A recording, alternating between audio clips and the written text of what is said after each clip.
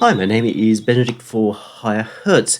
This video is not a direct review of a specific piece of gear, but a little bit of a roundup. So in a sense, you're getting 3 mini reviews in one go. You may remember recently did a video on an actual review on Reason Studio's new vocoder, the BVX.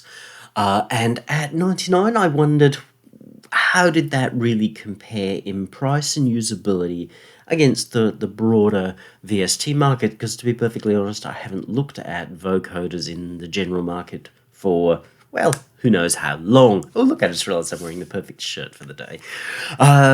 So we went to our focus group and they returned certain results. So like Family Feud, you know, these are the most popular answers that we got. We ended up with the Morphoder from Waves, Vocodex from Line, so that's Fruity People, and iZotope's Vocal Synth 2. Now, I didn't realize actually that Vocal Synth was a vocoder. I knew it existed. I, for some reason, assumed it was more in the auto-tune realm, but apparently it's primarily a vocoder, which the term vocal synth probably sort of gives away. So we'll quickly run through our demo song and quick comparisons. So looking at the Waves Morphoder. Can I have some more ice cream? Yeah. I don't think I can live with. And that's giving a fairly classic vocoder kind of sound. It's good enough. Let's now have a look at Vocodex. I want to go home now, please. Can I have some more ice cream? Yeah. I don't think I can live without you. Much richer sound. It is capable of a much richer sound. I have some difficulties with it.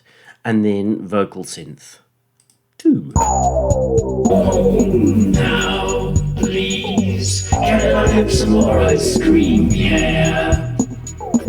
I don't think I can live without you.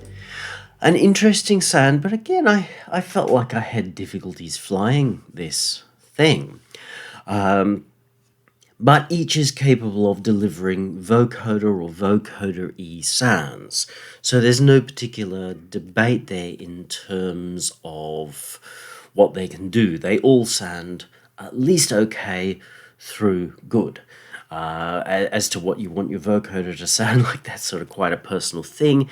And making vocoders sound the same as each other when they've got an inbuilt synth, because I've used the inbuilt synth in each case, is somewhat pointless because they're all going to be different. So in no way am I trying to say, well, that sounds a little bit more 2K than the other one.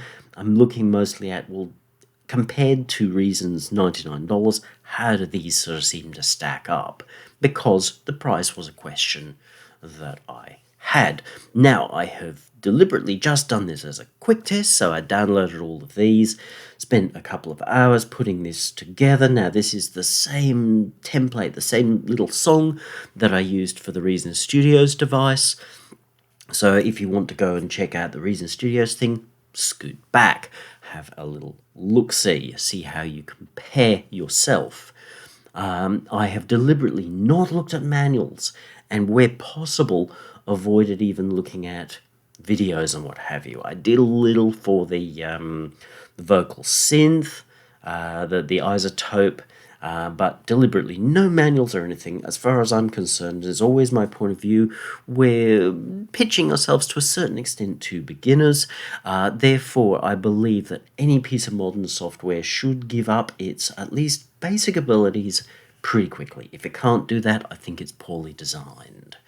So if you're going like, oh, but if you're reviewing this, why don't you know more about it? It's like, as it's not my job to read the manuals. My job is to work out how the product actually works when I land it and start to get into it. So it gives us a better sense of what is what. The last of the housekeeping is that we are going through Hertz delay. Can I have some more ice cream? Yeah.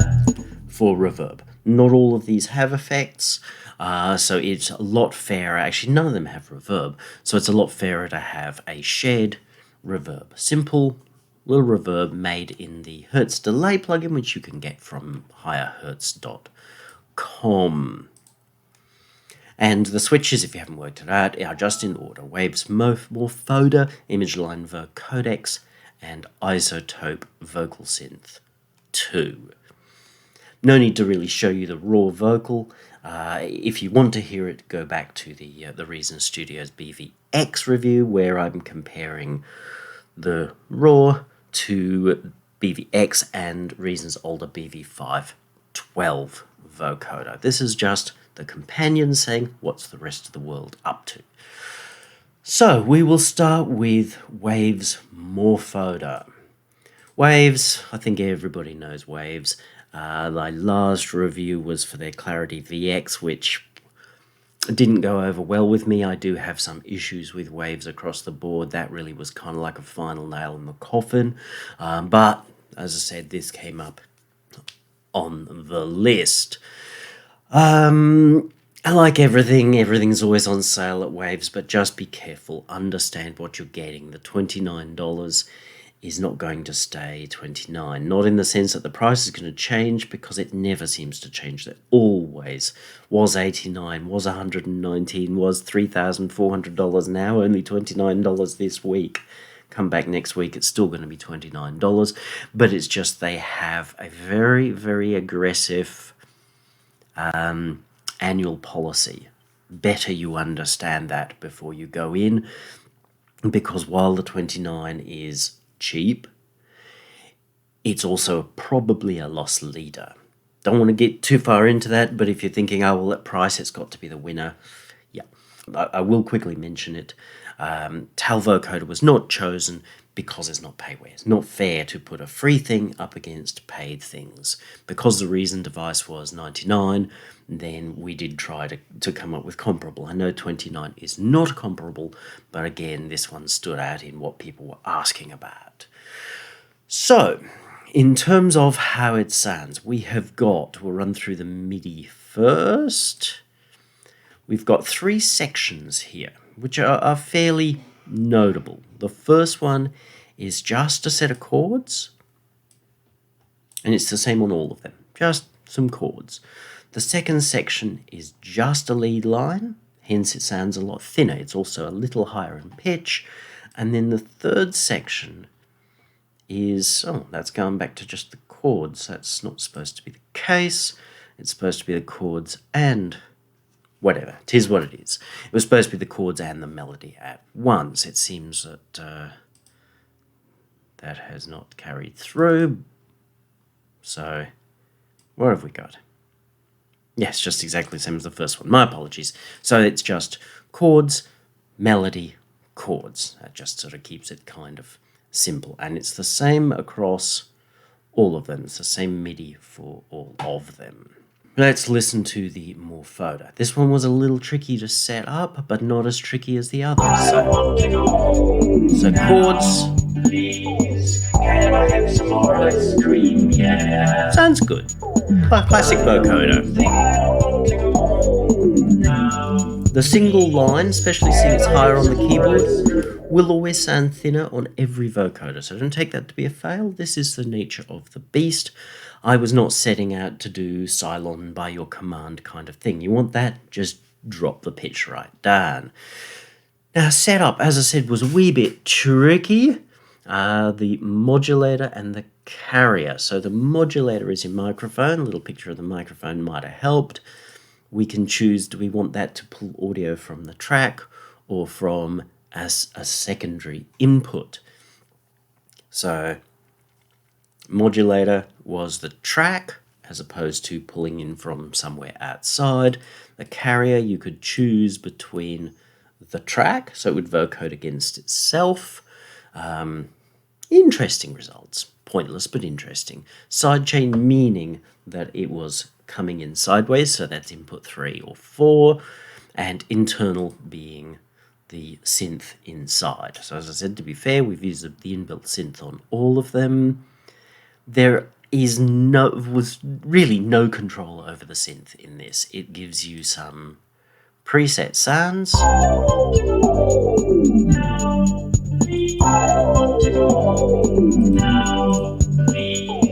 Can I have some more ice cream? Yeah. I don't think I can live without you in my ice cream fantasy. I don't want to go, I don't want to go home now. Please, can I have some more ice cream? Yeah. So there are probably enough if you're looking for classic vocoder sounds, but you have no control over the synth. If you want control over the synth here, you do have access. So you bring that in on your sidechain. So you load any synth that you want: Vital, Thor, Surge, the Spitfire's BBC Orchestra, whatever you want. So it's the Vocode guts you're getting more than anything else, but it's got a bonus synth built in. You have an EQ, which is good. It's pretty clear and easy to use, standard enough sort of layout. Find the area you want to meddle with, drag it about. You can listen to the individual parts, so the synth, the modulator, and you can fly in some noise. Remember last time where I said all remotely experienced vocodists know about adding noise, so reasons adding noise was not a huge thing, but they did have a little angle on it. This is just add a level. Their angle was that it moved based on the input. My ice cream fantasy. So we can brighten the sound by adding a little bit of noise. Okay, cool. You've got mixing control over all of these, so that is all good. These are weird. I have no idea what pressure means. It seems to be the balance and how the two sounds are pushed together. Why you'd come up with such a strange terminology, I don't rightly know, but this device is clearly 1,000 years old. It's not updated. They'll ask you to pay to update it. Formant you've seen on most of them. This goes sideways. Ew, most of the controls on this goes sideways, which is just plain annoying, but you can type values in. Smoothing, I guess that is your attack and release. I couldn't say I felt able to connect with these very particularly easy. These are meters and God knows what that is. Maybe that lights up if you get too loud. I assume this allows you to control the synth in real time.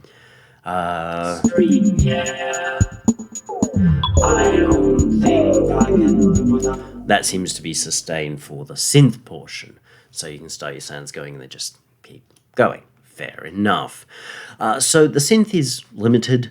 The sound of the vocode themselves is fine. You've got no apparent control over number of bands or anything, but just as a pure put two things together, vocode them together, the sound is pretty good. It's just a little clunky and old-fashioned. The next one is our Vocodex from ImageLine. Now this is related to ImageLine's Citrus synthesizer, which is, or was, a pretty impressive synth in its day. I haven't seen it forever. I know it was a big deal at the time, and it was a pretty darn good synth. So they've extracted parts of this to make a vocoder. I want to go home now, please. Can I have some more ice cream? Yeah. I don't think I can live without you in my ice cream fantasy. I want to go home now. You've got a little bit more control than the Waves. It does sound nicer in a more modern sense. The Waves sounds a lot more old school. This one sounds a little more modern. Oh, I should have put up the image, probably will have by now. ImageLine, of course, we all know is the people behind Fruity Loops, Fruity Studio, whatever Fruity is, this week. My first question is it still for sale? Because when I tried to go to it directly through their website, I couldn't find it. When I Googled and got a link, I got there. I have had some crashes and strange behavior, whether that's that the Fruity tool doesn't like the Reason tool, I don't know. It does sound good. It's capable of sounding good, but I'm not clear on how to control it because everything is really obtuse. You will see there are lots of controls compared to the Waves device, but everything seems really quite obtuse. You can work it out. I'm not silly. Like if we've got male and female, then I assume that means formants. We've got some control over the synth here. I assume we've got the ability to fly in from outside so that it will work as a standalone vocoder, but largely I feel like, what on earth is this? So, bearing in mind its price, it's saying Australian 127, so I've worked that out to be roughly 89, so whether that's 89 or 99 US, I don't know, but it puts itself at exactly the same price point as the Reason synth, assuming you have Reason, of course. I would get the PVX over this any day, even though this sounds really good. It just seems incredibly obtuse to use.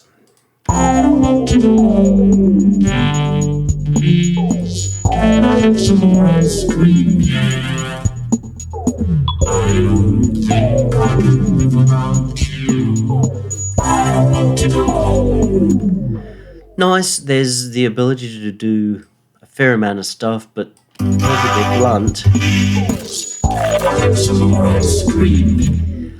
I spend more time being afraid of it crashing and just suddenly not doing what I wanted it to do. So it didn't endear itself to me from trying to be too interesting and strange, too clever. Sounds good, but it's a thing you're going to have to want to love. To me, that's very typical of the Fruity thing. It's like, wow, how clever is Fruity, but how on earth do I make music in this? I know it seems like I'm picking on everything, but these are the things that I was given. If I'd chosen them myself, maybe I would have been a little different because I'd be more likely to choose things I wanted to use. But the question was, how does it compare to the common market? And the common market said to us these were kind of the things that people were most interested in. And finally, we've got iZotope's Vocal Synth 2. I remember this being a pretty big deal for a while, as in at least people were babbling about it a lot. I don't ever recall identifiably hearing things about it. People were like, whoa, and I sort of think, okay, fair enough. But maybe I was hearing it and just wasn't turned on by what I was hearing. Who knows? Let's have a quick listen. I don't want to go home now, please. Can I have some more ice cream? Yeah. Now it is capable of I was going to say a detailed sound, but I struggled to get detail from this, but all these different engines all have slightly different textures and tones, and you can pile them all up. Therefore, I guess in theory you can say it's detailed. Now again, maybe I didn't spend enough time to learn how to fly it with any kind of detail, but it struck me as massive overkill. iZotope are a big name in the business, but they're a big name in a certain part of the business. They are not... Well, I'm not really a fan of them either. So I've got 3 devices from 3 manufacturers I'm really not a fan of. I have a lot of respect, particularly for Fruity, but I can't use it. The others, I don't particularly love some of the things they do, or what their product line's about and how they target people. That puts me on the back foot, because to me it doesn't fit with my idea of professionalism and craft, but whatever. I'm trying not to be overly judgy about these things. The price on this is steep. It's $199, so it's twice the price of the BV X, therefore we would expect it to do a lot more. And it does. On the surface, we've got 1, 2, 3, 4, 5 different engines that would indicate that we can get 5 different sounds. So let's turn them off. I don't want to go home now, please. Can I have some more ice cream? So clearly a vocal synth of some kind. I don't want to go home now, please. Can I have some more ice cream? Yeah. With the vocoder, I feel like you don't have a lot of control. There is a 2 oscillator synth in here.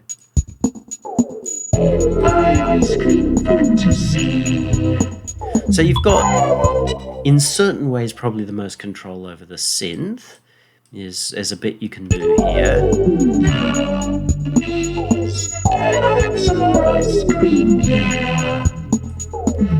don't think I can live without you.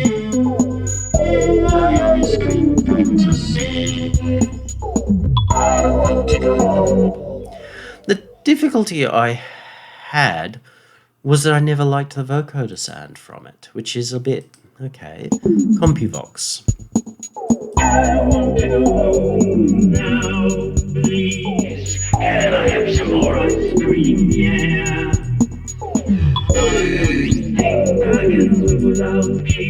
Bats. Okay, bits, bats, bytes.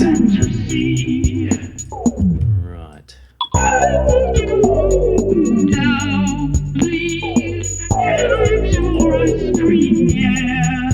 Though they're all sort of variants of vocoders. Talkbox. Well, this can't really be a talkbox because that's a physical thing, but maybe it sounds like one.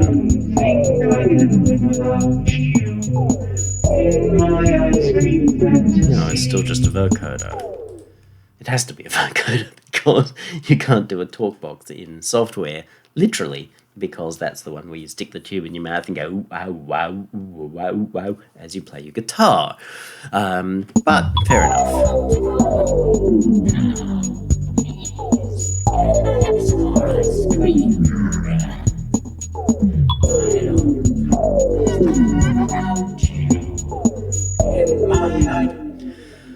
None of them actually leap out to me and go, wow, that's really lovely. The image line, when you get a nice patch, a nice sound, leaps out and goes, ooh, isn't that shiny and smooth and what have you. That's really nice. The waves sort of leap straight out and kind of screams more of a Kraftwerkian kind of era, but it sounds good. A little coarse, but those were very coarse. Scream fantasy. I don't want to go. Yes, when you pile quite a lot of engines up, then you do end up with a smooth sound simply from massive amounts of layering. There's some kind of pitching. Can I have some more ice cream? Yeah. I don't think I can live without you in my ice cream. Oh, there's some sort of auto-tuney type thing. C major. I don't want to go home now. Why you'd want auto-tune type pitching along with a vocoder, I'm not sure, but fair enough.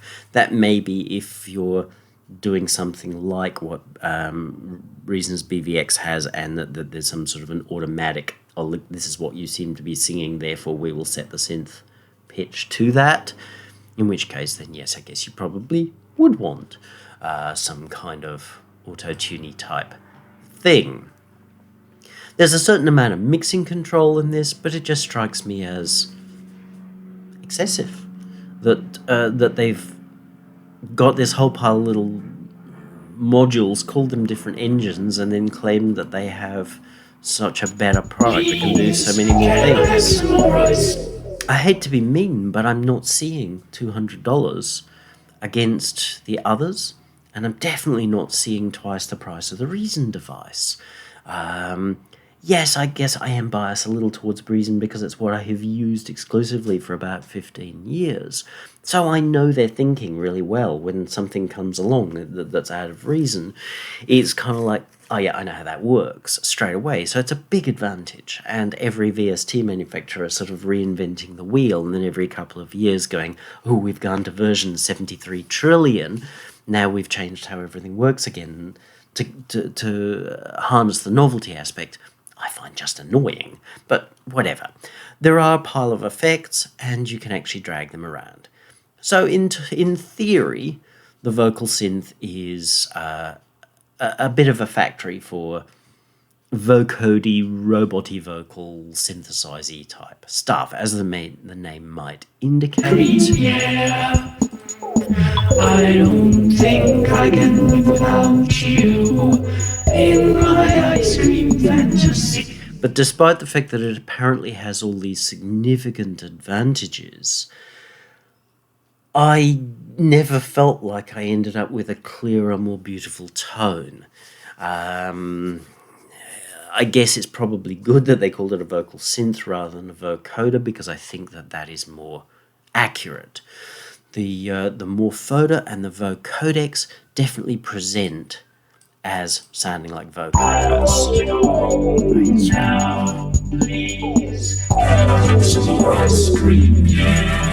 That's a more advanced vocoder with some kind of weird scrapey noise. I don't think I can. And while it sounds sort of vocody, it's different. I'd leave that to you as to whether you think that's good or bad.